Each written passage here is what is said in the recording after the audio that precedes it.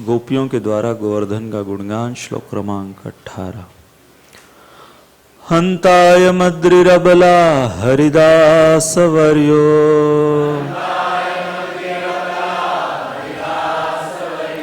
यद राम कृष्ण चरण स्पर्श प्रमोदः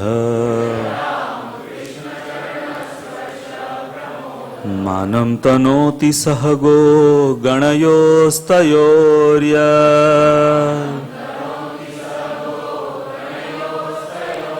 पानीयसूयवसकंदर कंदमूलय।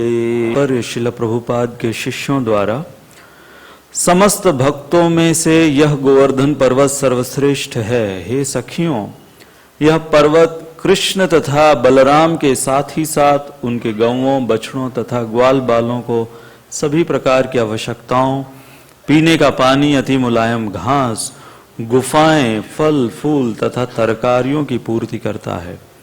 इस तरह यह पर्वत भगवान का आदर करता है। कृष्ण तथा बलराम के चरण कमलों का स्पर्श पाकर गोवर्धन पर्वत अत्यंत हर्षित प्रतीत होता है।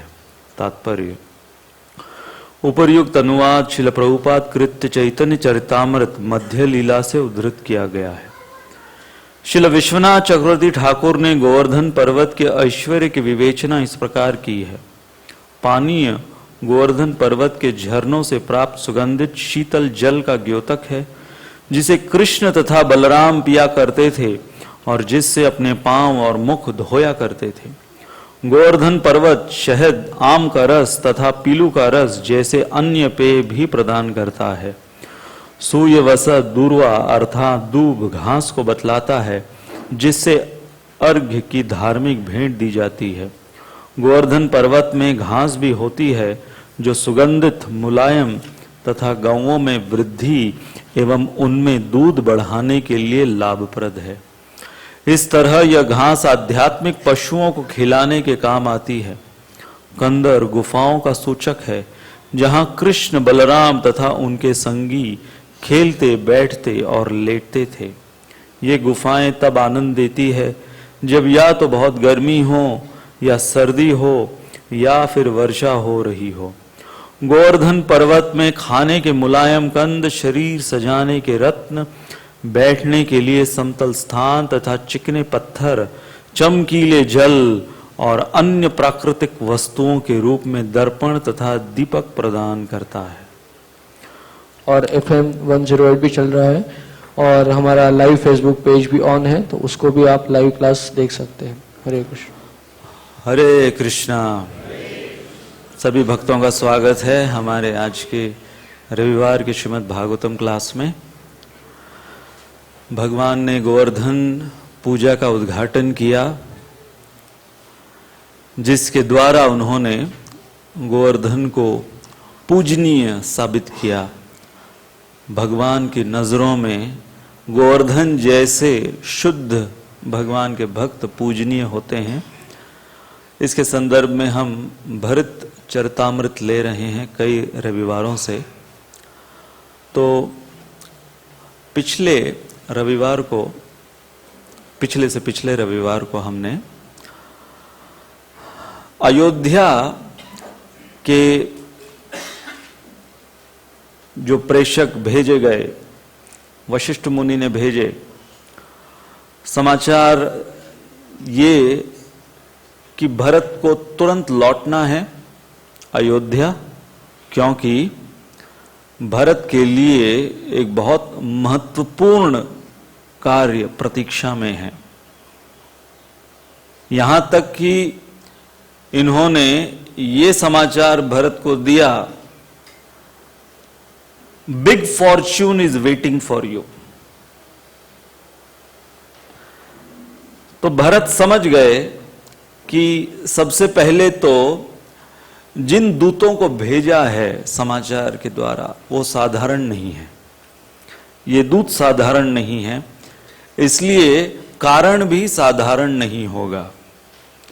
और क्योंकि पहेलियों में ये समाचार मुझे दे रहे हैं, तो भरत समझ गए कि इन पहेलियों के पीछे का जो समाचार है वो कुछ अनुकूल नहीं दिख रहा। तो हमने ये जो 18वीं शिक्षा इन दूतों से सीखी। When one experiences dreadful past and anticipates a gloomy future, then the present mind races like a wild horse. तो रथों पर आरूढ़ अपने घोड़ों को ये चला रहे हैं, परंतु जो घोड़े हैं वो भी प्रभु श्री राम के अनन्य भक्त हैं, और ये घोड़े भी उतने ही व्याकुल हैं जितने ये दूत, जितने बाकी अयोध्यावासी। तो एक शॉर्ट रिकैप हम लेंगे। पिछली बार हमने इस 18वीं शिक्षा पर क्या चर्चा की थी। ये जो हमारा मन है ये इस घड़ी के पेंडुलम के समान है। अधिकांश समय या तो ये अतीत या भविष्य, अतीत के विषय में रंज करता रहता है और भविष्य के विषय में चिंता, जैसे कि यहां पर ये लोग कर रहे थे। तो अक्सर जब हम हमारे अतीत के विषय में सोचते हैं तो बहुत प्रसन्न चित्त हृदय से नहीं सोचते। हर समय अतीत के विषय में हम काश लगाते हैं, काश मैं कुछ और कर पाता, काश मैं कहीं और पैदा हो जाता, काश मेरे पास थोड़ी और धन संपत्ति, थोड़ा और अच्छा रूप, सौंदर्य, शक्ति, विद्या इत्यादि मुझे प्राप्त हो जाती। और वर्तमान को भूलते हुए हम भविष्य की चिंता करते हैं कि कहीं जो थोड़ा बहुत वर्तमान मैंने प्राप्त किया है वो छीन न ले जाए मुझसे कोई। इसलिए हम अक्सर ये मनोरथ पर बैठे रहते हैं। कौन सा है ये मनोरथ? BMW, blaming, morning and worrying.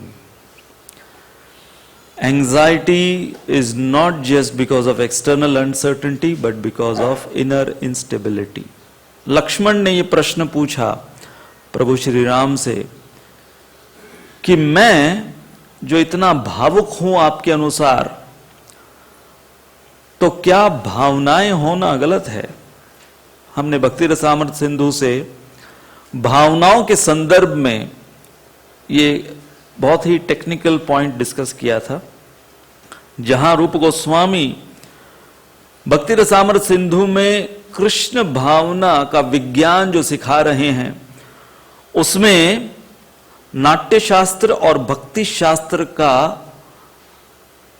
समन्वय ये प्रस्तुत कर रहे हैं। तो जैसे वो अनुवादित करते हैं कि हमारी जो भावनाएं हैं उसका उद्दीपन होता है रस से।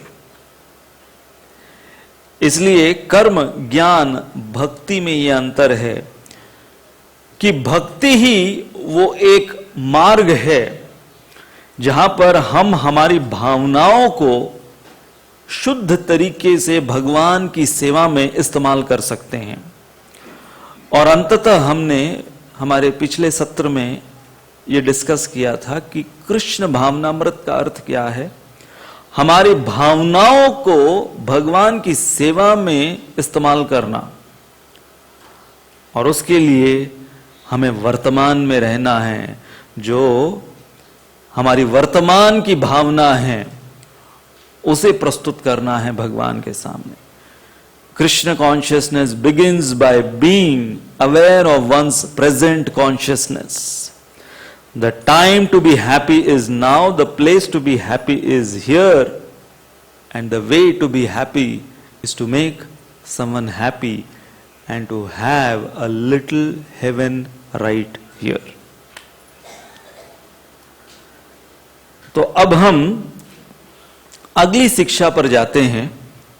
अब ये लोग लौट रहे हैं भरत को लेकर, ये दूत अब लौट रहे हैं और लौटते समय अब इनके मन में क्या विचार आ रहा है। जब ये कई देश जा रहे थे, उस समय इनके मन में जो विचार थे उसकी चर्चा हमने करी। अब ये जब लौट रहे हैं तो इनके मन में एक आशा की किरण है, क्योंकि तुरंत ये समझ गए कि भरत जो है अब केवल बताने की देरी है, या भरत को जानने की देरी है कि क्या बवाल हुआ है अयोध्या में। और एक आशा की किरण, क्योंकि अब वहां पर राम लक्ष्मण सीता तो है नहीं, दशरथ भी नहीं है, वशिष्ठ वो राज्य का कार्यभार वो केवल सलाह देने के लिए हैं, तो उनके ऊपर उनके हाथ राइट्स नहीं उनके पास। तो एक है केवल भरत, और इनका डिस्पोजिशन देखते हुए इनके अंदर आशा की किरण जागृत हो रही है। देखिए रामायण कितना सूक्ष्म ग्रंथ है कि यहां तक कि अयोध्या के दूत जो भेजे गए हैं वाल्मीकि मुनि, उनके मनोभाव को हमारे सामने प्रस्तुत कर रहे हैं। यह है सूक्ष्मता हमारे वैदिक ग्रंथों की, कि वो औपचारिकता से भगवान की कोई लीला प्रस्तुत नहीं करते, जस्ट फॉर नेम सेक या फॉर्मेलिटी के तौर पर। ऐसी ऐसी गहराई में जाकर बारीकियों को हमारे सामने प्रस्तुत कर कर, क्या किस लिए? ताकि हम जब भगवान श्री राम के चरित्र को, भरत के चरित्र को समझें और अपने जीवन में उतारें, और जो भी कुछ हम हमारे जीवन में करें इसी बारीकी से करें। यह उद्देश्य है। तो focus on valuable ambition gives rise to happy tolerance. वापसी की उनकी यात्रा, किसी ने भी कुछ खाया नहीं पिया नहीं, क्योंकि इन सब के अंदर अब जो मैंने कहा आशा की किरण, कि हो सकता है भरत जो हैं वो रामचंद्र जी को मना लें, वापस रामचंद्र जी को अयोध्या ले आएं, और जो हमने राज्याभिषेक की तैयारी की थी रामचंद्र जी को राजा बनाने का, वो सफल कर दे भरत। तो इसलिए वापसी में जो भी तकलीफें, कोई भी जब किसी सफर के लिए निकलता है तो कोई ना कोई तकलीफ होती है उस सफर की, उस यात्रा की। तो आज हम ये बहुत महत्वपूर्ण और इंटरेस्टिंग पॉइंट पर डिस्कस करेंगे कि यदि हम एक साधक की भूमिका निभा रहे हैं और हम भी एक यात्रा में हैं। कौन सी यात्रा चल रही है? वृंदावन पहुंचने की यात्रा। अभी तक पहुंचे नहीं हैं वृंदावन, परंतु मार्ग में हैं। तो ये जो हमारी यात्रा चल रही है, साधक की यात्रा चल रही है, और इसमें जो कठिनाइयां आ रही हैं, जैसे कि किसी भी यात्रा में आती हैं, ट्रबल्स ऑफ द जर्नी जिसको बोलते हैं, क्या वो हम हंसते खेलते सहन कर रहे हैं, या शिकायत करते हुए और रंज करते हुए इसे केवल टॉलरेट कर रहे हैं? किस पर निर्भर करेगा ये? कि हमारा एम्बिशन, हमारा जो गंतव्य स्थान है, उद्देश्य हमारा जो है, वो कितना क्लियर है, उस पर हमारी दृष्टि कितनी जमी हुई है और उससे हम कितना आकर्षित हैं। इसलिए भगवत गीता में श्रील प्रभुपाद ने लिखा, the information about the spiritual world should captivate the heart of a practitioner. हम लोग आध्यात्मिक संसार के विषय में कितनी जानकारी हासिल करते हैं, भगवान का धाम, भगवान का नाम रूप गुण लीला, उनके अनुयायी परिकर, इन सब के विषय में कितनी जानकारी, भर भर कर जानकारी है, इंफॉर्मेशन। तो इतनी जानकारी क्यों दी गई है? और जैसे कि अभी हमने कहा कि इतनी बारीकी से डिटेल्ड इंफॉर्मेशन इतना क्यों है? जैसे प्रभुपाद ने कहा, so that we become captivated. जैसे कोई ट्रैवल एजेंसी होती है, वो किसी डिटेल्स में आपको कहां छुट्टी पर जाना है, उस जगह के डिटेल्स वो लोग दिखाते हैं, बताते हैं, ताकि इच्छा जागृत हो। अरे क्यों नहीं इस जगह पर जाकर देखा जाए, छुट्टी यहां जाकर मनाई जाए। अब हम लोग भक्ति में आए हैं, इंफॉर्मेशन इतनी है, माइरियाड ऑफ इंफॉर्मेशन, एनसाइक्लोपीडिया इंफॉर्मेशन की, और हम सब हमारी लाइकिंग के अनुसार हमारे एम्बिशंस बनाकर हमारी यात्रा प्रारंभ करते हैं। जैसे कि मान लो कि कोई शरीर से बहुत परेशान है, तो वो जब सुनता है कि आध्यात्मिक शरीर ऐसा है जहां पर कोई बीमारी नहीं होता है, बूढ़ा ही नहीं होता है, तो यदि वो शरीर से परेशान है तो उसके लिए वैल्यूएबल एम्बिशन क्या हो गया? एक ऐसा शरीर प्राप्त करना जहां पर कोई जोड़ों के दर्द नहीं होंगे, कभी कोई पेट की समस्या नहीं होगी, कभी बाल जड़ेंगे नहीं, कभी बाल सफेद नहीं होंगे। ये उसके लिए अट्रैक्टिव प्रपोजल बन जाता है, ये उसके लिए एक वैल्यूएबल एम्बिशन बन जाता है। कोई यदि फाइनेंशियल क्राइसिस में, तो उसे जब पता चलता है अरे आध्यात्मिक संसार में कोई फाइनेंशियल क्राइसिस, फाइनेंस ही नहीं है, अरे वहां तो लक्ष्मी, सहस्त्र लक्ष्मी वो भगवान की सेवा में लगी हुई हैं, वाह, तो ऐसी जगह जहां पर कोई ईएमआई नहीं भरना है, किराया नहीं भरना है, कोई शरीर से त्रस्त है, कोई आर्थिक उसकी व्यवस्था ठीक नहीं है, कोई मौसम से परेशान है, अलग अलग प्रकार की परेशानियां, और वो अपना अपना इंफॉर्मेशन ढूंढता है। जैसे बचपन में हर गुरुवार को हमारी कॉलोनी में बाल विहार नाम की क्लासेस होती थी, चिन्मय मिशन द्वारा। जैसे हमारा संडे स्कूल होता है यहाँ पर, तो वैसे गुरुवार को चिन्मय मिशन उनके लोग आकर बाल विहार की क्लासेस, ये कोई कंपलसरी नहीं था, परंतु हम कुछ अधिकांश बच्चे वो पर्टिकुलर एज ग्रुप के, वो लोग बहुत रिलीजियसली उसको अटेंड करते थे, और उसके अंदर संस्कृत के श्लोक, कहानियां भी सुनाई जाती थी, परंतु संस्कृत के श्लोक याद करनी है आपको, पूरा पूरा अध्याय याद करना है। तो अब सोचिए उस उम्र में संस्कृत के श्लोक याद करना, पहले स्कूल में इतनी पढ़ाई होती है, तो क्या ये एक बहुत अट्रैक्टिव प्रपोजल था क्या बच्चों के लिए?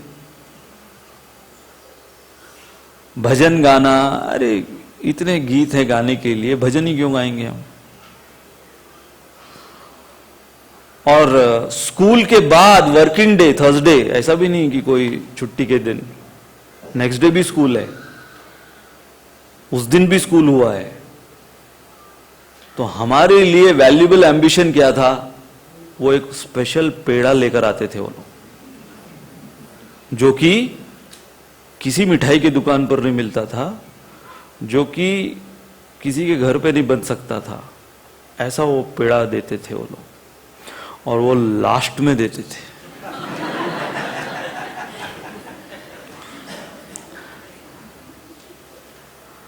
तो उस पेड़े के चलते कितने श्लोक याद किए, कितने भजन गाए, कितनी महाभारत रामायण की कहानियां सुन ली। देखो, पेड़ा तो सिस्टम में से चला गया, लेकिन रामायण महाभारत और गीता के श्लोक रह गए। ये है ट्रांसेंडेंटल ट्रिकरी। जैसे हम लोग जब गंगोत्री से गोमुख की ओर चढ़ाई किए, हिमालय पर्वत पर 18 किलोमीटर ट्रैकिंग, और वो भी छोटी सी पगडंडी, एक तरफ हिमालय पर्वत और दूसरी ओर खाई, और नीचे गंगा बह रही है। बहुत सुंदर वो सीन, लेकिन डरावना भी। इतनी सी पगडंडी और उस पे आपको, और चढ़ाई है, सीधा रास्ता नहीं है, ये चढ़ाई है ये।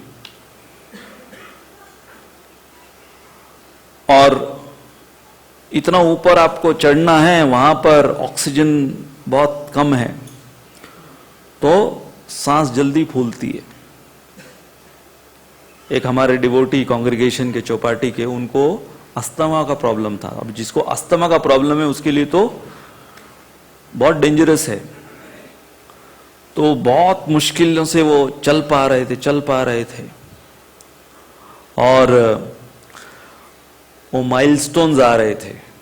गोमुख 15 किलोमीटर्स, मतलब 3 किलोमीटर चलने के बाद हमको ऐसा लग रहा था कि शायद बस पहुंच गए। फिर जब माइलस्टोन देखा कि 15 किलोमीटर और है, और वो ऐसी पगडंडी कि हिमालय के इतने सारी जो पर्वत हैं चोटियों में से, तो आप देखोगे कि अभी यहां पर शायद ये पगडंडी एंड हो रही है। फिर आप उस मोड़ तक पहुंचते हो, फिर आप देखते हो कि वो पूरा रास्ता एक और पर्वत पर जुड़ रहा है, और कितनी लंबी ये पगडंडी है। तो हम तो कुछ ब्रह्मचारी, हम लोग सुबह 6 बजे के निकले, दोपहर के 3:30 बजे नॉन स्टॉप चलते गए। 3:30 बजे फाइनली हम गोमुख, जहां से गंगा उद्गम स्थान जिसका है, वहां पर पहुंचे। और ये हमारे कांग्रेगेशन डिवोटी, इनको बहुत तकलीफ हो रही थी। तो फिर हमने इनको इन्फॉर्म किया, प्रभु जी अभी तो गोविंद प्रभु की क्लास होने वाली है वहां पर जाने के बाद, गंगा देवी के ऊपर। तो वो जब सुने कि क्लास भी सुनना है अभी उधर जाके, तो बोले प्रभु जी मुझे धक्का क्यों नहीं देते थे इधर से गंगा की गोद में। तो देखो, कई बार क्लास सुनना ज्यादा भयावह लगता है।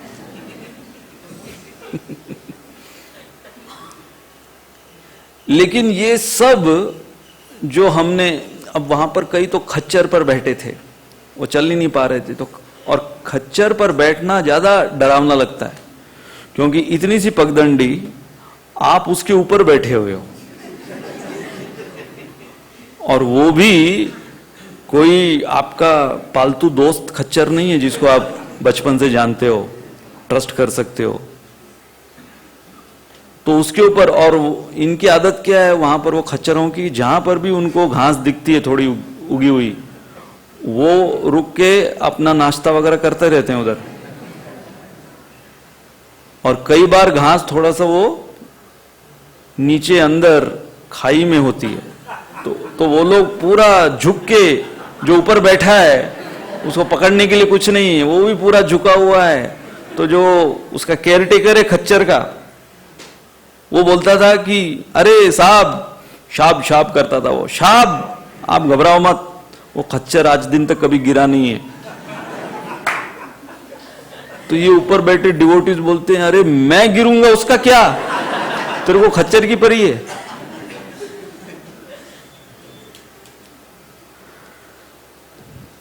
तो वो जो पूरी चढ़ाई हम लोग टॉलरेट किए और हैप्पीली टॉलरेट किए, क्योंकि एम्बिशन क्या था, गंगा के उद्गम स्थान का दर्शन करने वाले। कोई साधारण नदी नहीं, गंगा देवी। तो ये एक हमारे साधक के जीवन के लिए बहुत महत्वपूर्ण एक मेडिटेशन है। क्या meditation? My ambition, how valuable it is for me. Question क्या है? How valuable is my ambition? That is the $1 million question for a साधक। बाकी सारी चीजें वो सेकेंडरी है। प्राइमरी जो हमारा उद्देश्य है, जिसके हमको प्राप्त करना है, वो हमारे लिए कितना वैल्यूएबल है, कितना मायना रखता है, वो निर्धारित करेगा हमारा साधक का जीवन। जैसे एक बहुत इंटरेस्टिंग स्टोरी है कि एक ऐसा प्रदेश था जहां पर कुछ किसान, और वो भी पहाड़ों में रहने वाले किसान, उनका ये प्रदेश था। तो ये अपनी खेती पहाड़ों में किया करते थे। तो हुआ ऐसा कि एक महिला, उसका छोटा बच्चा खो गया। वो खेती में काम कर रही थी, बच्चे को उसने पालने में रखा हुआ था, और जब शाम के समय वो गई अपने बच्चे को संभालने के लिए, तो बच्चा गायब। बच्चा गायब। अब उसने पूरे जो अपने समुदाय को बताया कि अरे मेरा शिशु गायब है। सब जानते थे अच्छे से। तो सबने उस महिला को कहा कि ठीक है, अभी संध्या का समय हो रहा है, आप जाइए आपके घर, हम लोग आपके बच्चे को ढूंढ कर लेकर आते हैं। तो ये लोग निकल पड़े लालटेन वगैरह लेकर बच्चे को ढूंढने के लिए। पहाड़ी इलाका, जंगल, और वो भी अब शाम का समय, सूर्यास्त हो चुका है। तो ये लोग 1-2 घंटे हो गए ढूंढ रहे हैं। सुबह हो गई। अब ये लोग हताश, थके, इन्होंने भी रात भर सोया नहीं है, कुछ खाया नहीं है। तो ये लोग निराश हो गए, हताश हो गए, और फिर से लौट रहे थे।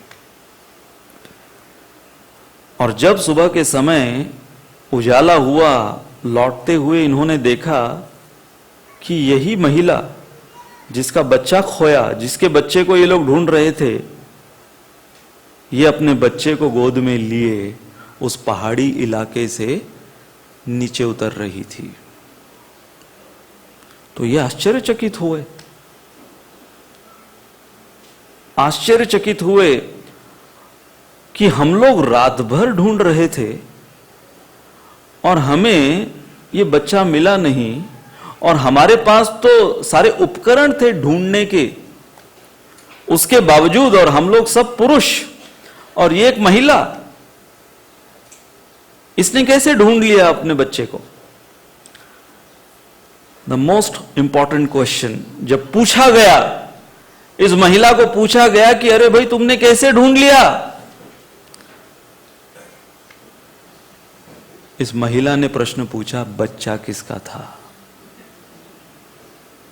बच्चा किसका था? तुम लोग किसी और के बच्चे को ढूंढ रहे थे, इसलिए तुम्हारे अंदर वो तीव्रता नहीं थी, वो आपातकालीन स्थिति तुम्हारे लिए पैदा नहीं हुई थी, क्योंकि बच्चा तुम्हारा नहीं था।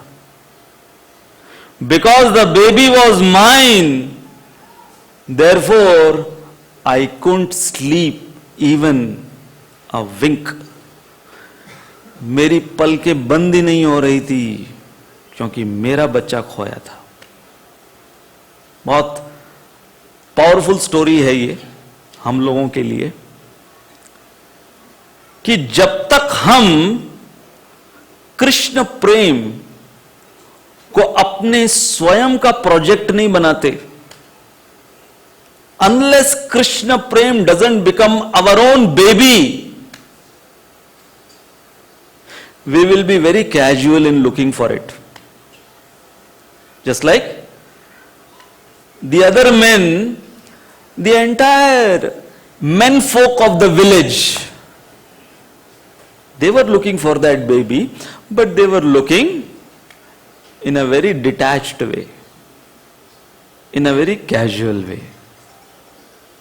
तो वैसे ही जब हम लोग आ रहे हैं, मंदिर आ रहे हैं, और बताया गया है कि हमें कृष्ण प्रेम हासिल करना है, हरे कृष्ण महामंत्र के जप के द्वारा, ये कृष्ण भावना अमृत जीवन शैली के द्वारा हमें कृष्ण प्रेम हासिल करना। परंतु अक्सर हम हमारे भक्ति में इतने ढीले क्यों अपने आप को पाते हैं? Because we don't consider this as our own individual responsibility. दीक्षा हो गई तो कई बार लगता है अब हो गई ना दीक्षा, अब तो गुरु देखेंगे, अब तो उनकी जिम्मेदारी हो गई ना, तो फिर ली क्यों दीक्षा, या दी क्यों उन्होंने दीक्षा? या फिर इतनी बड़ी संस्था है ये इस्कॉन और प्रभुपाद, और इतने महान इनके गुरु हुए हैं, और बाकी डिवोटीज वो लोग सब, तो हम भी भीड़ में हो लेंगे, हमारा भी नंबर लग जाएगा। ऐसा नहीं होता है। इसलिए आज हम लोग ये जो बहुत महत्वपूर्ण पॉइंट पर डिस्कस कर रहे हैं, is Krishna Prem so valuable for me as it was valuable for Prabhupada? So that is the most important question. Whose baby is it?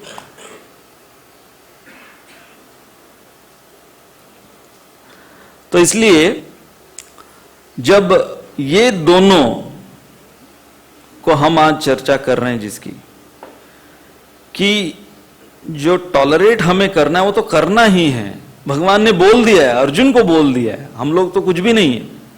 मात्रा स्पर्शास्तु कौन्तेय ताम स्थितिक्षस्व भारत, सहन तो तुम्हें करना ही पड़ेगा। मैं बैठा हूं तुम्हारे रथ पर, फिर भी अर्जुन तुमको सहन तो करना ही पड़ेगा। ये तुम्हारे जो रिश्तेदार हैं इनको मैं नहीं बदलने वाला, बहुत कोशिश कर ली इनको बदलने की, नहीं बदले ये, और तुमको भी नहीं बदलूंगा मैं। मारना भी तुमको है और इनको ही है, इनको ही मारना है। ये जो तुम बोल रहे हो ना कि अरे मेरे रिश्तेदार, इनको कैसे मारूं, मेरे पिता, मेरे गुरु, सहन करो। मैं कुछ एक्सटर्नली चेंज नहीं करने वाला।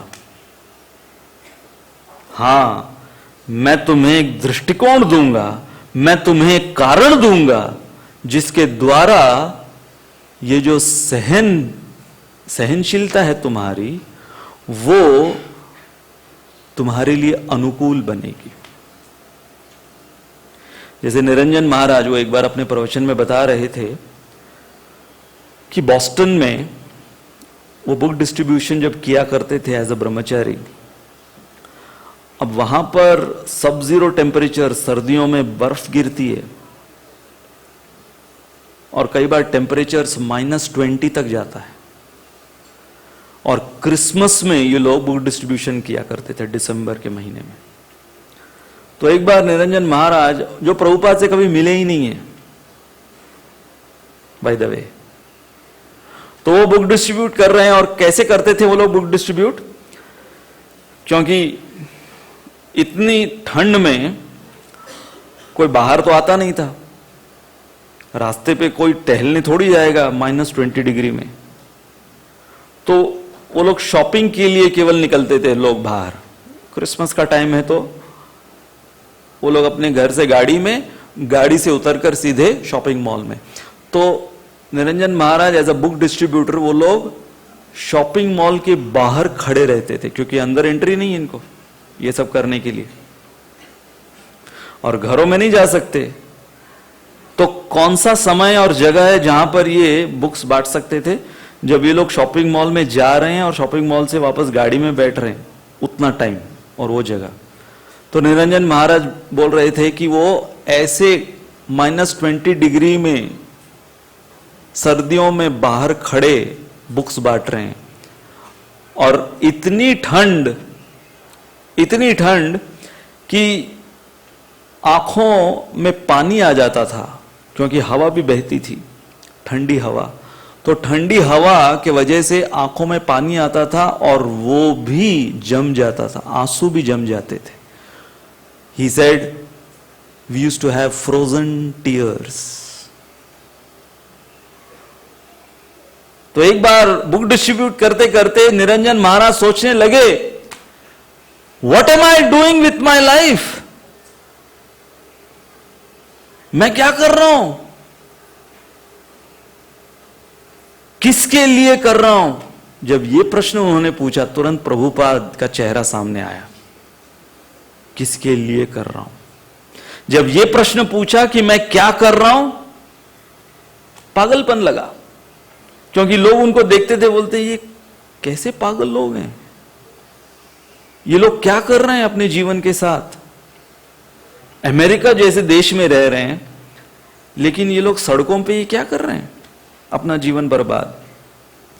तो जब उन्होंने ये प्रश्न पूछा अपने आप से कि मैं क्या कर रहा हूं, उनको कोई उत्तर नहीं मिला उस प्रश्न का। परंतु जब उन्होंने ये प्रश्न पूछा किसके लिए कर रहा हूं, तुरंत प्रभुपाद का चेहरा, कौन सा वाला? मुस्कुराता हुआ चेहरा, कि एक किताब यदि मैं किसी बद्ध जीव को दूंगा तो प्रभुपाद की मुस्कान में मैं बढ़ोतरी करूंगा। Yes, that is the answer to my question, that I am at the right place at the right time doing the right thing.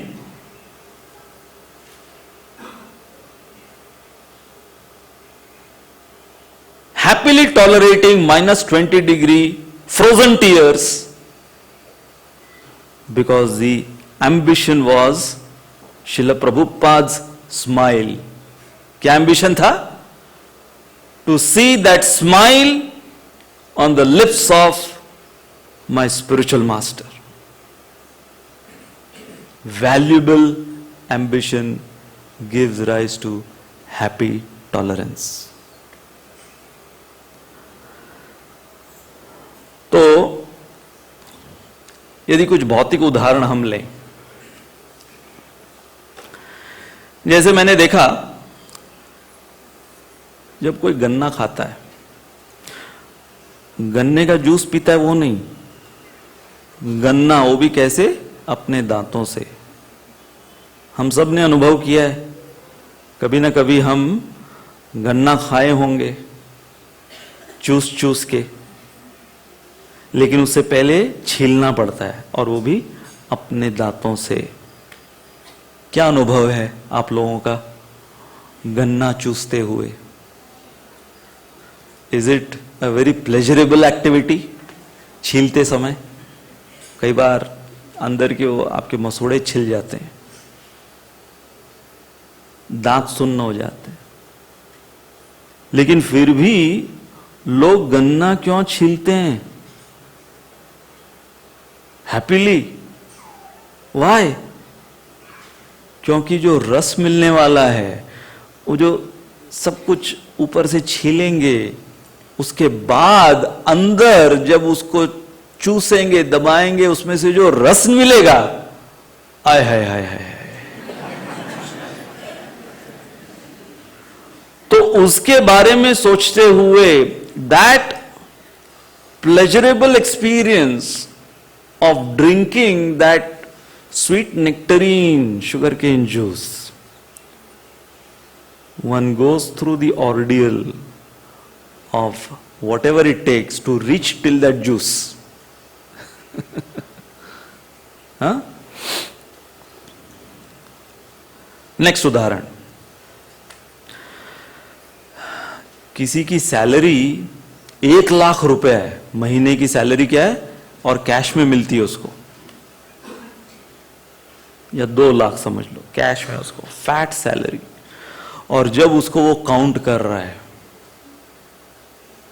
तो सोचो इतने नोट काउंट करना, अगर 100-100 के ही नोट है खाली, हाँ, इतने नोट काउंट करना कैसा लगता है उसको? अगर कोई बोले अरे आपको बहुत तकलीफ हो रही है लगता है, हाँ लाइए लाइए मैं करता हूं, नहीं नहीं कोई तकलीफ नहीं है, आनंद ही आनंद हो रहा है। वही जो बैंक का कैशियर है, उसका चेहरा देखो गिनते समय, क्योंकि उसे पता है इसमें से एक फूटी कौड़ी उसकी जेब में नहीं जाने वाली है। लेकिन जिसकी तनख्वाह मोटी ताजी तनख्वाह है, उसको गिनते हुए जो परिश्रम भी यदि हो रहा है उसका, परंतु उस परिश्रम के पीछे हर समय कांस्टेंट स्माइल जो है, एक एक गड्डी जा रही, अरे ये पूरे महीने भर मेरे पैसे रहेंगे, ये 1,00,000 लखपति एक महीने के लिए मैं रहूंगा।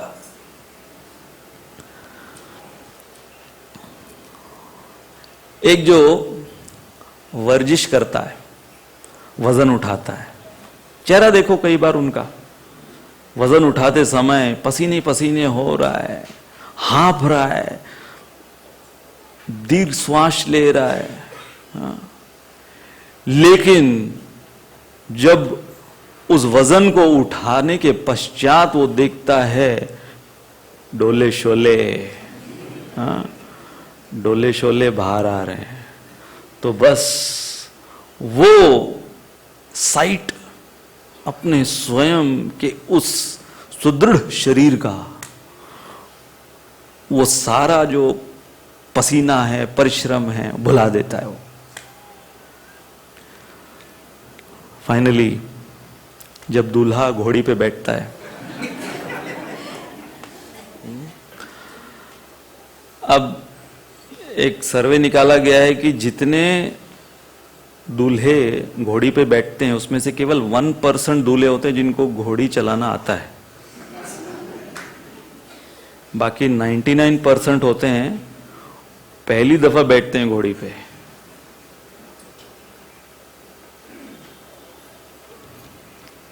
एक बार एक आदमी टीवी देख रहा था और आगे पीछे चल रहा है, आगे पीछे चल रहा है टीवी देखते समय, तो उसका मित्र अचानक आता है उससे मिलने के लिए, देखता है ये टीवी देखते हुए आगे पीछे चल रहा है और जोर जोर से चिल्ला रहा है, घोड़ी से मत उतरना अनर्थ हो जाएगा, घोड़ी से मत उतरना अनर्थ हो जाएगा।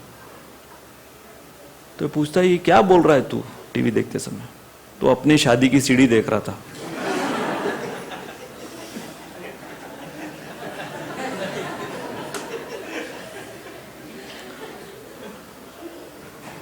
मैं जिस कॉलोनी में पला बड़ा, वहां पर एक शादी में मैंने देखा, तो जो दूल्हा था थोड़ा बौना था, वो हाइट कम थी, और जो घोड़ी आ गई थी उसके लिए वो उसके डबल साइज की थी। तो अब वो एकदम, क्योंकि थोड़ा हाइट उसकी कम थी तो इसलिए उसने हाई हील शूज पहने हुए थे ताकि रिसेप्शन में, शादी में थोड़ा ढंग का दिखे। तो अब वो घोड़ी इतनी ऊंची थी कि ये खुद से तो चढ़ ही नहीं पा रहा था, तो फिर अब वो टाइम आता है ना जब घोड़ी के ऊपर वो चढ़ने वाला है, और वहां से वो बारात निकलेगी, तो सब वीडियो रिकॉर्डिंग हो रही थी, 2-3 एंगल से कैमरास लगे हुए थे। तो इसके लिए वो टेबल लेकर आए, एक टीपॉय, कि उस पर चढ़ के, और वो भी सनमाई का, स्मूथ ग्लॉसी सनमाई का। आपको अंदाजा लग गया होगा आगे अब उसकी रिकॉर्डिंग में क्या आने वाला है।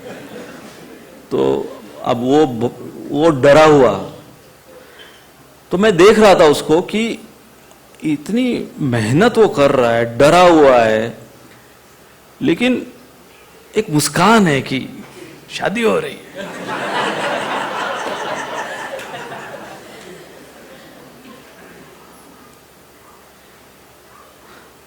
जैसे एक बार एक व्यक्ति की शादी हो रही थी, तो पंडित जी से वो पूछता है कि पंडित जी, ये मेरी मंगेतर को लेफ्ट साइड में बिठाना चाहिए कि राइट साइड में बिठाना चाहिए? तो पंडित जी ने कहा, जहां पर भी बिठा लो, बाद में तो सर पे ही बैठने वाली है।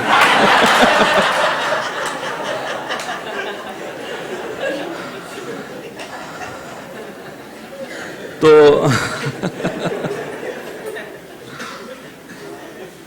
मतलब सर का ताज बनने वाली। आप लोग पॉजिटिव नहीं सोचते आप। पंडित जी के कहने का मतलब था सर का ताज बनेगी वो।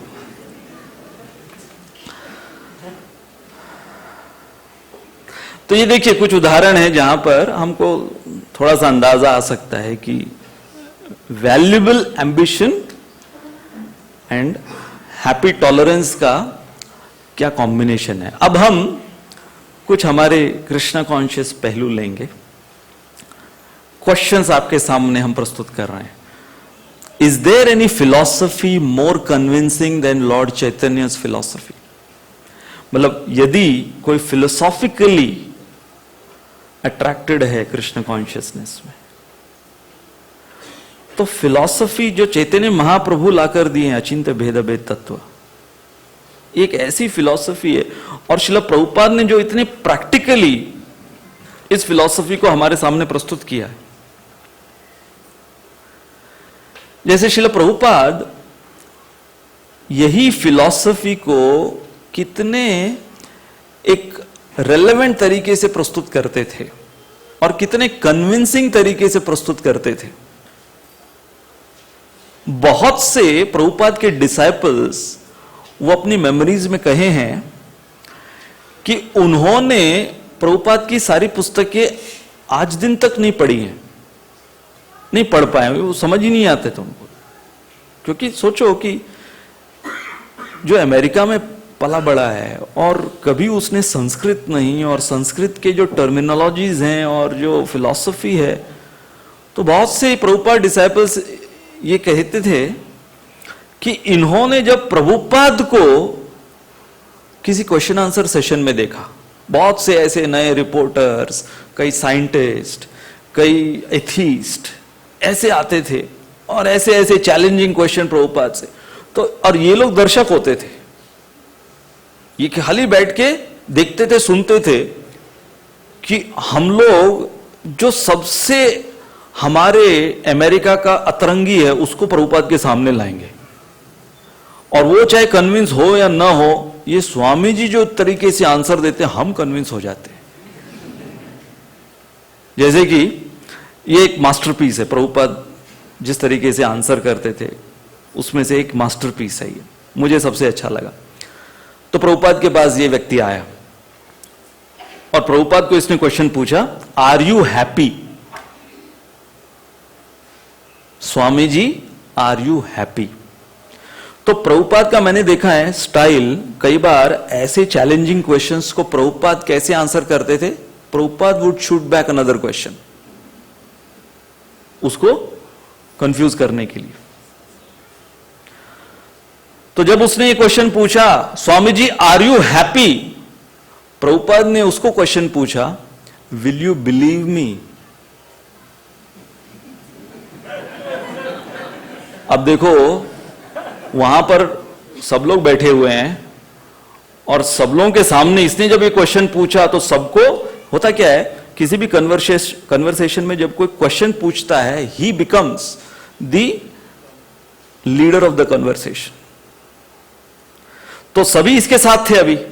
वाह, क्या लोडेड क्वेश्चन पूछा। अभी प्रभुपाद क्या बोलेंगे, यस या नो। यस बोले दुखालय में शाश्वत में पूरा संसार, तो यस कैसे बोलेंगे, नो बोलेंगे तो साधु हो के तुम दुखी रहते हो। मतलब चित भी मेरी पट भी मेरी, इसको ऐसे लग रहा था ये व्यक्ति को। तो प्रभुपाद ने पूछा, विल यू बिलीव मी। अब अगर ये बोले नो तो साला क्वेश्चन ही क्यों पूछता है तू, हाँ? अब ये पूरा चेकमेट हो गया। ये अगर नो बोलता है तो तूने पूछा ही क्यों फिर, तू तो बिलीव ही नहीं करने वाला मैं जो भी बोलूं। तो उसने बोला, yes, I will believe you. Prabhupada said yes. Then my answer is yes.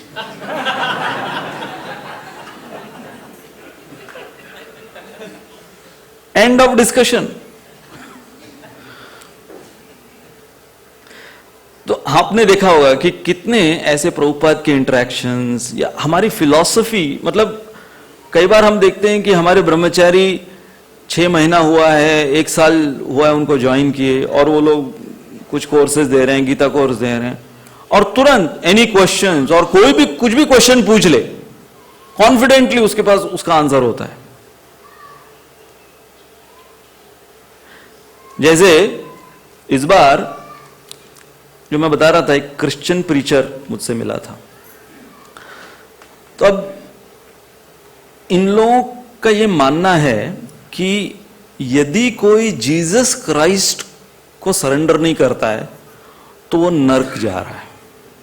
हालांकि बहुत कम लोग हैं जो ये ओपनली बोलते हैं, लेकिन सबका ये मानना है, unless you surrender to Jesus there is no salvation for you. नर्क गति तुम्हारी निश्चित है। तो ये मेरे साथ डिस्कस कर रहा था। तो अभी क्योंकि थोड़ा प्राइवेट डिस्कशन था तो उसने ये मुद्दा लिया सामने, that unless you surrender to Jesus, that's what Jesus has told, I am the only way. तो मैंने इसको क्वेश्चन पूछा, मैंने पूछा, in your country here so many babies are aborted. Abortion मतलब वो बच्चा पैदा ही नहीं हुआ, जिंदा है, पैदा नहीं हुआ, बेबीज आर अबॉर्टेड। तो मैंने पूछा, अकॉर्डिंग टू यू बेबीज, अब वो लोग भी अबॉर्शन के अगेंस्ट हैं, by the way Christians against है अबॉर्शन के। तो मैंने पूछा, according to you an aborted baby is he living human being? या लिविंग ह्यूमन बीइंग। तो मैंने बोला, he has not surrendered to Jesus because he has been aborted.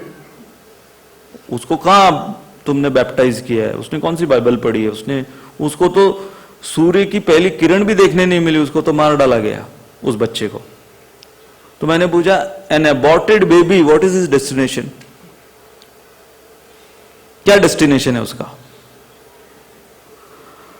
तो उसने बोला, he is innocent according to Jesus, he is innocent because he has not committed any sin, so he is innocent. बोला, so he is innocent, so where he will go? He will go to Jesus heaven. मतलब then start aborting everyone ना। Finally अगर सबको तुमको haven भेजना है, Jesus के पास भेजना है, तो कितना आसान है। ये सब इतने बड़े बड़े चर्च खोलने की क्या जरूरत है? अबॉर्ट करते रहो बच्चों को, ऐसे ऐसे करने रहा है। How can you are only saying ना। तो क्या डिसाइड करता है भैया? तुम बोल रहा है कि वो इनोसेंट है, वो मासूम है, और वो उनके स्वर्ग में जाएगा, लेकिन तू बोल रहा है वो उसको मार नहीं सकते। तो तुम पहले डिसाइड करो कि तुम किसकी फिलॉसफी को मानता है। Go and first decide. In fact ये क्रिश्चियन प्रीचर, हालांकि वो फ्रेंडली डिस्कशन चल रहा था, उसने बाद में बोला, आज दिन तक मैं पिछले 32 साल से प्रीचिंग कर रहा हूं, मेरे को किसी ने कंफ्यूज नहीं किया।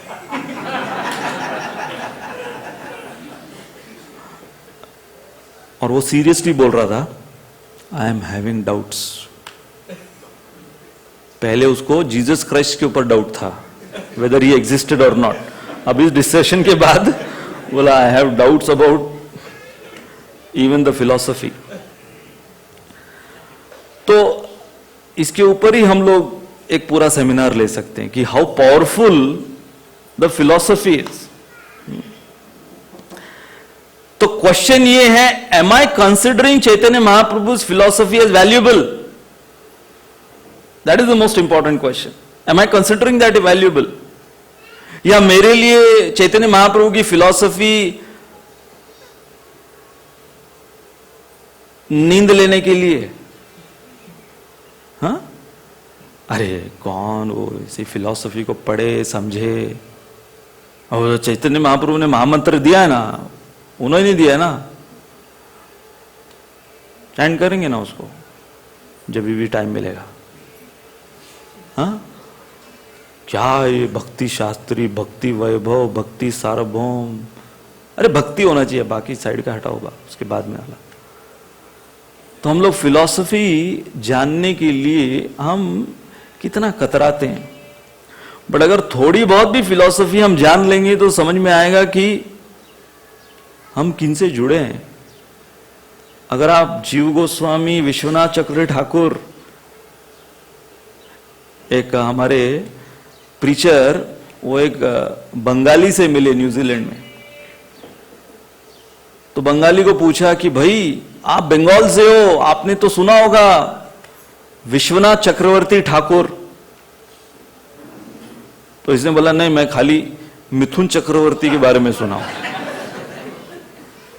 तो बंगाल या जो भी, खाली हम लोग भी खाली एक ही चक्रवर्ती को सुने थे। यहां आने के बाद विश्वनाथ चक्रवर्ती ठाकुर, ये हैं हमारे असली हीरो, जो इन्होंने ऐसी ऐसी टीकाएं दी हैं चैतन्य महाप्रभु की philosophy. Next question, is there any lifestyle more purer and meaningful than Krishna conscious lifestyle? अब यहां पर आने के बाद देखो, जो शुद्ध लाइफस्टाइल हमको प्राप्त होती है जीने के लिए, कि सबसे पहले तो रोज सुबह नहाना, जल्दी उठ के नहाना, साफ सुथरे कपड़े पहनना, हाँ? आपके आचार विचार उसको शुद्ध रखना, हाँ? आपके आदान प्रदान उसके अंदर शुद्धता होनी चाहिए, आपकी बोली के अंदर शुद्धता होनी चाहिए, आपकी सब कुछ के अंदर, जो हर चीज के अंदर प्योरिटी।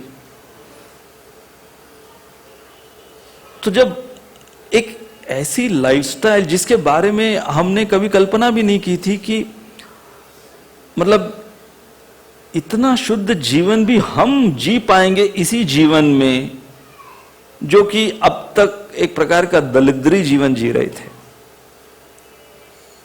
बाह्य शुद्धता की बात कर रहे हैं, आंतरिक तो अलग है। जैसे ब्रह्मानंद प्रभु और गर्गमुनि प्रभु, ये दोनों भाई एक साथ ज्वाइन किए अमेरिका में, प्रभुपाद को एक साथ ज्वाइन किए। तो इनकी मदर आई शिकायत लेते हुए कि मेरे दोनों बेटे को, ये कौन है, ये भारत से सन्यासी आया, मेरे दोनों बेटों को ले लिया। तो शिकायत लगाते हुए आई, तो प्रभुपाद तो जीनियस थे ही सबसे डील करने में। तो प्रभुपाद ने इनकी मां को कहा, your 2 sons, they were lying on the street, drugged, बिना नहाए धोए, कुछ खाने के लिए नहीं था इनके पास, इनको रास्ते से उठाकर मैंने यहां पर रखा है, खिलाया है, पहनाया है, नहलाया है, धुलाया है, पैसे दो मेंटेनेंस के, तुम्हारे बेटे को इधर मेंटेन कर रहा हूं मैं। तो ये बोली, I have already donated my 2 sons, what else do you want?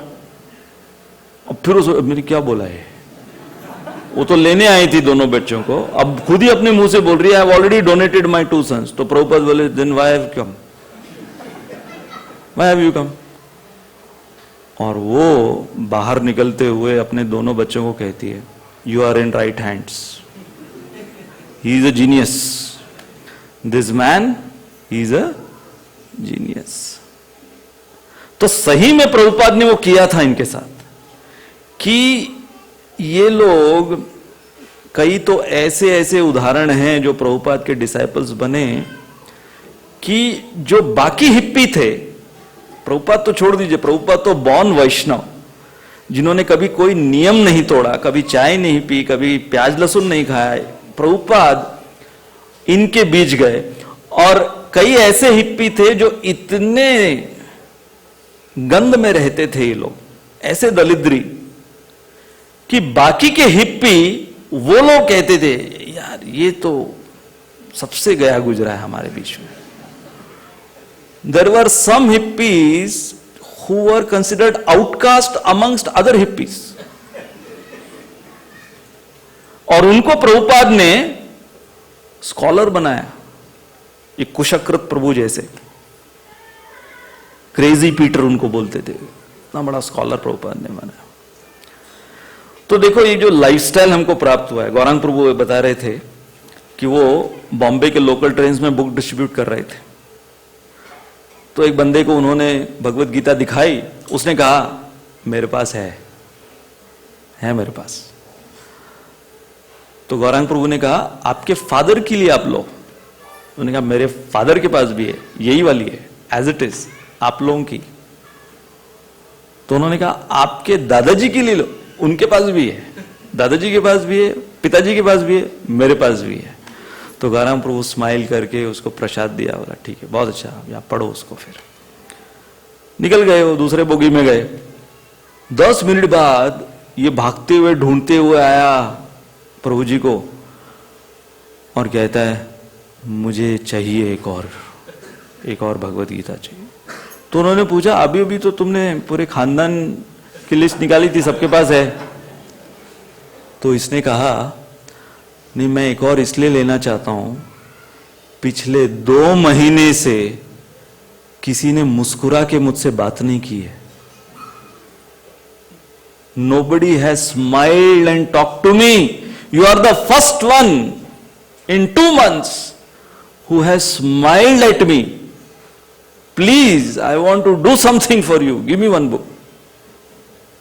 तो गौरांग प्रभु बोले you should have told earlier, I would have laughed.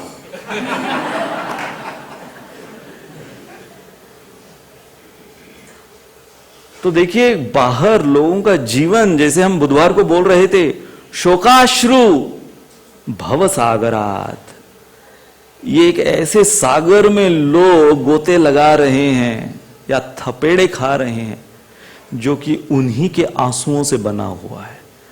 कल्पना कीजिए कि किसी के बंगले में उसका स्विमिंग पूल उसी के आंसुओं से भरा हुआ, और अपने ही आलीशान बंगले में, अपने ही स्विमिंग पूल में, अपने ही आंसुओं में तैर रहा है वो या डूब रहा है। उसको आप सफल बोलोगे?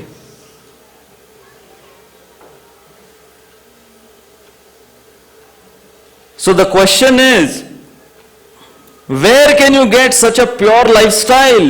Not just pure but meaningful lifestyle. हमारे कितने डिवोटीज वो कन्फेस करते हैं कि इस्कॉन की इस जीवन शैली को पालन करने के बाद उनका स्वास्थ्य सुधरा है, life has become more economical, फालतू के खर्चे कितने कम हुए हैं। जो फालतू के पार्टियों में जाकर अंधाधुन समय बर्बाद करना, पैसे बर्बाद करना, वो सबसे कितना बचे हैं। जो ये दिखावटी जीवन पहले जीते थे, और क्या कि दिखावटी जीवन दूसरों का उसमें शामिल होना, दूसरों के दिखावटी जीवन में शामिल होना, और उसको बरकरार रखने के लिए खुद का दिखावटी जीवन दूसरों को दिखाना, ये जीवन जो चल रहा था पहले। What Prabhupada has given as far as lifestyle which is full of meaning, which is full of so much of purity. जैसे इस्कॉन में आने के बाद, आने से पहले ये सेंस ग्रेटिफिकेशन, ये वर्ड हम लोगों ने अभी इंग्लिश मीडियम में हम लोग पढ़े थे, लेकिन इंग्लिश मीडियम में भी, और वो भी ऐसी ऐसी इंग्लिश की किताबें पढ़ी थी, लेकिन सेंस ग्रेटिफिकेशन ये वर्ड कभी नहीं पढ़ा था। किया बहुत था, कभी पढ़ा नहीं उसके बारे में। हम लोग सबका यही अनुभव है ना, सेंस ग्रेटिफिकेशन अभी कितना पढ़ते हैं, करने को नहीं मिलता है। पढ़ते बहुत हैं लेकिन उसके बारे में, पहले पढ़ते पढ़ते कुछ नहीं थे, करते रहते थे। और पहले हरिनाम के बारे में सुनते बहुत थे, करते नहीं थे। इस्कॉन में सुनते कम है, करते ज्यादा है। Is there anyone more worthy of my surrender than Lord Krishna? अब देखो,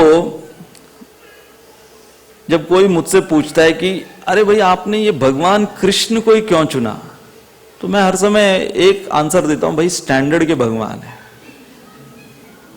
हर दृष्टिकोण से। उनका सौंदर्य स्टैंडर्ड का है, खड़े रहने का स्टाइल सबसे स्टाइलिश भगवान है।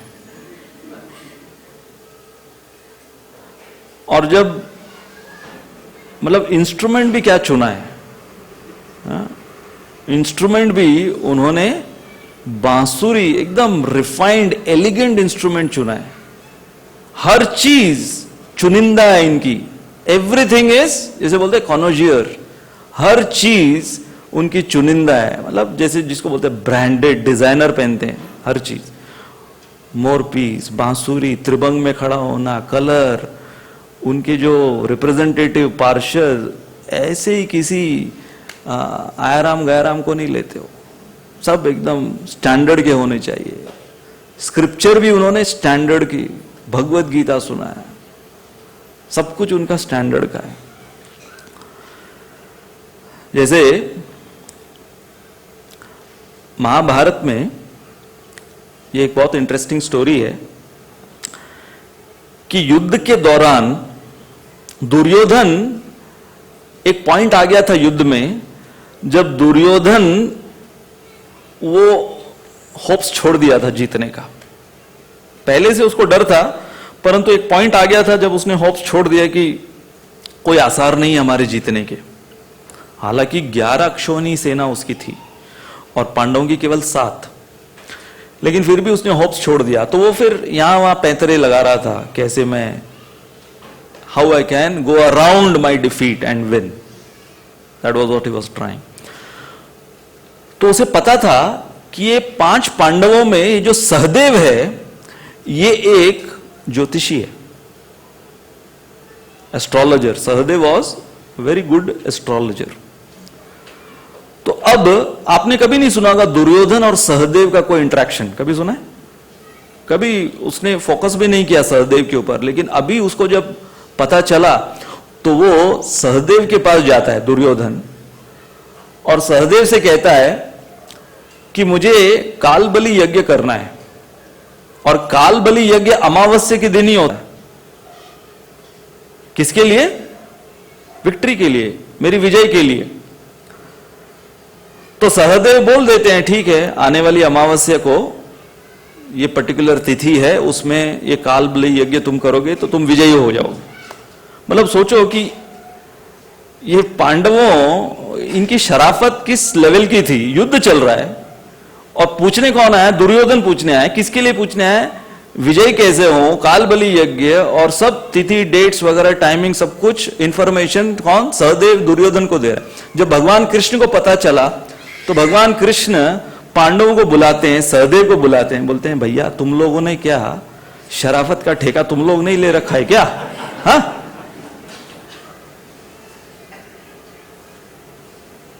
पीएचडी किया है क्या तुम लोगों ने शराफत में? अरे मैं यहां पर अपना खून पसीना एक कर रहा हूं तुम लोगों को जिताने के लिए। कभी कोई किसी को कोई वचन दे देता है, कभी कोई किसी को वचन दे देता है। जैसे युद्ध के अंत में युधिष्ठिर महाराज ने दुर्योधन को बोल दिया कि हम 5 में से किसी को भी चुन लो, और अगर तुम जीत गए तो हस्तिनापुर तुम्हारा। इतना सब कुछ होने के बाद भगवान बोलते हैं कि ये युधिष्ठिर कर क्या रहा है? तो भगवान हर समय टेंशन में चले जाते थे कि ये लोग पता नहीं कहां अपनी शराफत किसको दिखा देंगे। तो युधिष्ठिर महाराज ने पूरा ओपन ऑफर दे दिया, दुर्योधन को ओपन ऑफर दे दिया, किसी से भी तुम चुन लो लड़ाई। अच्छा, दुर्योधन भी कम नहीं था। दुर्योधन ने नकुल को नहीं चुना। अभी वो चुन सकता था, अरे जब इतना ओपन ऑफर है तो नकुल को तो मैं आराम से हरा सकता हूं। नकुल को नहीं चुना, भीम, उसका भी ईगो था ना अंदर, मैं भी भीम को ही हरा के हस्तिनापुर लूंगा। तो भगवान भी जानते थे कि ये लोग जितने शरीफ हैं उतना अभिमानी ये दुर्योधन है, तो थोड़ा उनको तसल्ली थी। तो अब सहदेव ने जब ये सब कुछ बता दिया, इंफॉर्मेशन दे दिया दुर्योधन को, दुर्योधन तो पूरी तैयारी में, काल बलि यज्ञ अमावस्या के दिन पूरी तैयारी में। अब भगवान चिंतित, तो भगवान तर्पण करने बैठ गए गंगा के तट पर। तो भगवान तर्पण करने बैठ गए, और जब वहां के पंडितों ने देखा कि अरे ये आज के दिन तर्पण क्यों कर रहे हैं भगवान, ये तो ठीक दिन नहीं है तर्पण करने का, तर्पण तो अमावस्या के दिन होना चाहिए, लेकिन भगवान वो तो कर रहे होंगे तो कुछ उसके पीछे राज होगा। तो वो लोग भी पंडित सब आके बैठ गए उस यज्ञ में, और फिर ऊपर सूर्य और चंद्र, वो लोग आपस में डिस्कस कर रहे हैं। सूर्य चंद्र को पूछ रहे हैं, आज डेट क्या है यार, ये अमावस्या तो नहीं है, तो ये नीचे भगवान ये तर्पण क्यों कर रहे हैं, आज अमावस्या नहीं है। चंद्र बोलते हैं हाँ अमावस्या तो नहीं है, तो वो तो गलती नहीं कर सकते, अब वो कर रहे हैं तो हमको तो जाना पड़ेगा। तो सूर्य और चंद्र दोनों आ गए और दोनों लाइन में खड़े हो गए वो तर्पण के यज्ञ में। और फिर भगवान ने सब पांडवों को बुलाया कि काल बलि यज्ञ अभी करो यहां पे, क्योंकि कॉन्स्टलेशन के अनुसार when Surya and Chandra they are in one line that becomes amavasya. और भगवान ने सूर्य और चंद्र को अपने टाइम के अनुसार एक लाइन में खड़ा कर कर उस दिन अमावस्या करा ली और यज्ञ कर लिया। और फिर किसके फेवर में हो गया, पांडवों के फेवर में होगा। और नेक्स्ट डे ये पूरी तैयारी में था, दुर्योधन देखता है सूर्य चंद्र बोलते हैं सॉरी हो गया अमावस्या, तुम्हारी तिथि गई। So this is what Krishna does for his devotees. He can go to any extent. उनकी भक्त वत्सलता किस स्तर तक जा सकती है अपने भक्तों की रक्षा करने के लिए। इसलिए तो पूतना के एपिसोड में जो कहा गया है, कम्वा दयालुम शरणम व्रजेम अहो बकीयम स्तन कालकूटम, कि वो जो मारने आई थी भगवान को, और इस प्रकार से मारने आई थी जब भगवान केवल 6 दिन के थे, और भगवान ने उसको धातृपद दे दिया। इनसे ज्यादा दयालु और कौन हो सकते हैं। So why we have to be distracted towards anyone else when we have Shyam Sundar Madan Gopal ji as the lord and master of our life. Is there any mantra more powerful than the Mahamantra? अब कितने सारे मंत्रों का उच्चारण हमने पहले भी किया होगा और पता भी होगा, अलग अलग कितने मंत्र होते हैं, परंतु ये जो महामंत्र है, इस महामंत्र के अंदर जो शक्ति है, अब बहुत साधारण सा ये लगता है, इसके अंदर कोई क्लिष्टता नहीं है, कोई आपको संस्कृत का ग्रामर जानने की जरूरत नहीं है महामंत्र चैंट करने के लिए। इनफैक्ट कई तो अलग अलग उनके वॉल्यूम्स होते हैं चैंट करने के, अलग अलग प्रोनाउंसिएशन होते हैं महामंत्र चैंट करने के। कई रामो बोलते हैं, कई हड़े बोलते हैं, हरे कृष्णा। जैसे कि चाइनीज डिवोटीज हैं, वो लोग र बोल ही नहीं सकते, तो वो लोग जिस प्रकार से उसको प्रोनाउंस कर रहे हैं, लेकिन अपना जीवन पूरा परिवर्तित हो गया उनका, इतने एडवांसमेंट कर रहे हैं वो even mispronunciation of the महामंत्र। तो तमाल कृष्ण महाराज फिजी में थे, फिजी आइलैंड्स, तो वहां पर अकाल पड़ा हुआ था उस समय। तो ये लोग हरिनाम संकीर्तन कर रहे थे, तो एक ने क्वेश्चन पूछा कि आप लोग, ये हमारे देश में अकाल पड़ा हुआ है और आप लोग ये किस कार्य में लगे हुए हो? अरे कुछ कीजिए इस अकाल के लिए, आप ये जो चैंटिंग कर रहे हो, क्या ये चैंटिंग बारिश ला सकता है? तो ये ओपन चैलेंज किया और पब्लिक में, और तमाल कृष्ण महाराज स्टेज पे से कीर्तन करते समय बोल दिए, यस, हम लोग सिंसियरली अगर आकर चैंटिंग करेंगे इस हरे कृष्ण महामंत्र को तो फिर बारिश अवश्य होगी। और उसी शाम को तमाल कृष्ण महाराज की फ्लाइट थी वापस अमेरिका जाने की, तो वो तो निकल रहे थे। बाकी डिवोटीज वो मंदिर के बोले, महाराज आप तो हमको प्रॉब्लम में डाल के चले गए। तो महाराज ने कहा, this is the test of your sincere chanting. और फिर सारे डिवोटीज, क्योंकि अभी बोल दिया है, पेपर्स में छप गई बात, क्योंकि सब लोग इसी प्रतीक्षा में थे कब बारिश होगी, कब बारिश होगी। तो सारे डिवोटीज के ऊपर ये एक जिम्मेदारी आ गई अब। तो सब लोग एक साथ आकर, और जो तमाल कृष्ण महाराज ने उनको बोला था कि सिंसियरली पूरा हार्ट एंड सोल लगाकर उन्होंने 1 घंटा, 2 घंटा, 3 घंटा तक कीर्तन किया, और बारिश के घने बादल छाने लगे, और 3 घंटे बाद वहां पर जो अकाल पड़ा हुआ था, बारिश आने लगी। और फिर नेक्स्ट डे न्यूज़पेपर में आया, हरे कृष्णा द रेन मेकर्स। तो ये ऐसी स्टोरीज जब हम सुनते हैं तो हमको लगता है कि हां, चमत्कारी है हरे कृष्ण महामंत्र, कि हरे कृष्ण महामंत्र से इस प्रकार की वर्षा हो सकती है। परंतु सबसे बड़ा चमत्कार जब प्रभुपाद को पूछा जाता था, अरे आप इंडिया से आए हो जहां पर गुरु बाबा योगी रहते हैं जो अलग अलग चमत्कार दिखाते हैं, तो आप क्या चमत्कार दिखाओगे, या आपने क्या चमत्कार दिखाया?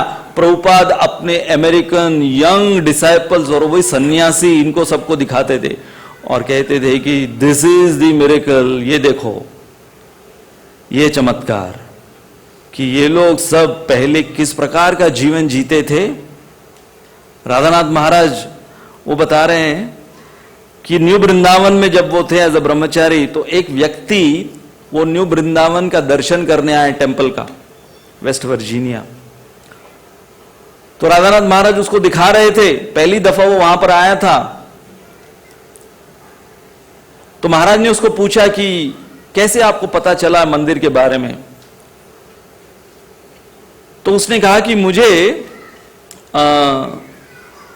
एक किताब मिली और बहुत अच्छी किताब लगी मुझे वो कचरे के डब्बे से मिली थी किताब, लेकिन वो मेरे को किताब बहुत अच्छी लगी, और मैं पिछले कई सालों से उस किताब में एक चैंट लिखा हुआ है, तो मैं उसको कर रहा हूं। तो महाराज ने पूछा, क्या चैंट करते हो आप? तो उसने कहा, हैर कृष्ण, हैर कृष्ण, कृष्ण कृष्ण हैर हैर। तो अभी इंग्लिश में तो उसको पता नहीं कि ये हरे ऐसे प्रोनाउंस करते हैं, तो वो हैर प्रोनाउंस करता था उसको। तो महाराज पूछे, कौन सी किताब है वो? भागवत गीता।